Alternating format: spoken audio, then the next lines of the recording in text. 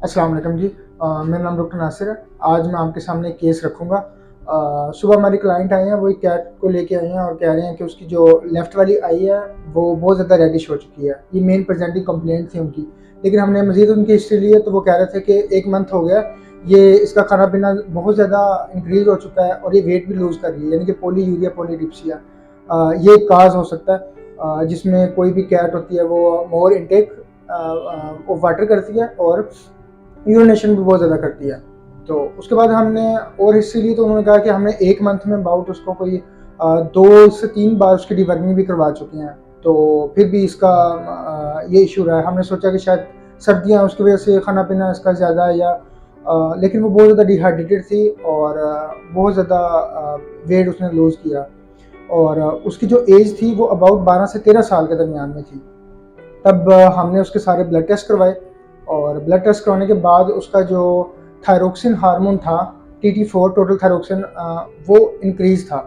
तब हमने उसका एक्स-रे करवाया थायरॉइड का, तो हमने देखा कि थायरॉइड जो ग्लैंड है वो उसके एनलार्ज थे।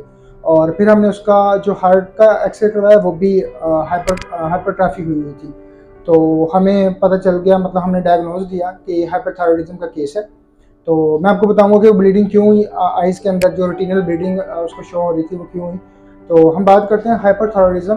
कैट में एक हार्मोन होता है, थायरॉइड ग्लैंड होता है, जो कि थायरोक्सिन हार्मोन रिलीज़ करता है, जो कि मेटाबॉलिज्म के लिए बहुत इम्पोर्टेंट है। मेटाबॉलिज्म को स्टेबलाइज़ करता है। लेकिन अगर ये ब्लड के अंदर ज़्यादा रिलीज़ होना स्टार्ट हो जाए, तो हाइपरथायरॉयडिज़म काज़ करता है, जिसकी वजह से सबसे पहले ये हार्ट को इफ़ेक्ट करता है, क्योंकि मेटाबॉलिक एक्टिविटी उसकी इंक्रीज़ हो जाएंगी। जो उसका हार्ट है वो ज़्यादा पंप करेगा, जिसकी वजह से हार्ट की हाइपरट्रॉफी हो जाएगी। हार्ट का साइज़ इंक्रीज़ हो जाएगा। जो लेफ़्ट उसका वेंट्रिकल है, उसके जो मसल्स हैं, उनका साइज़ इंक्रीज़ हो जाएगा, जिसकी वजह से रेटिनल जो है ब्लीडिंग स्टार्ट हो जाती है और वो ब्लाइंडनेस ऐड हो जाती है, अगर वो ट्रीट ना किया जाए तो। तो यही जैसे कि हमारे इस केस के अंदर हुआ। तो इस कंडीशन को थायरोटॉक्सिक कार्डियोमायोपैथी कहते हैं। इसकी रीज़न ये होती है कि जो फीड होती है उनके अंदर आयोडीन की कंसंट्रेशन ज़्यादा होती है।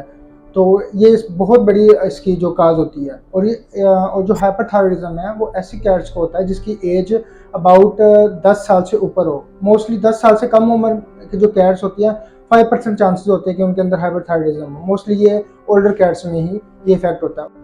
अब हम आते हैं कि हम उसका ट्रीटमेंट कैसे कर सकते हैं और उसकी जो डाइट है वो कैसे हम उसको देंगे, क्या डाइट हम उसको देंगे जिसके अंदर आयोडीन का लेवल लो हो।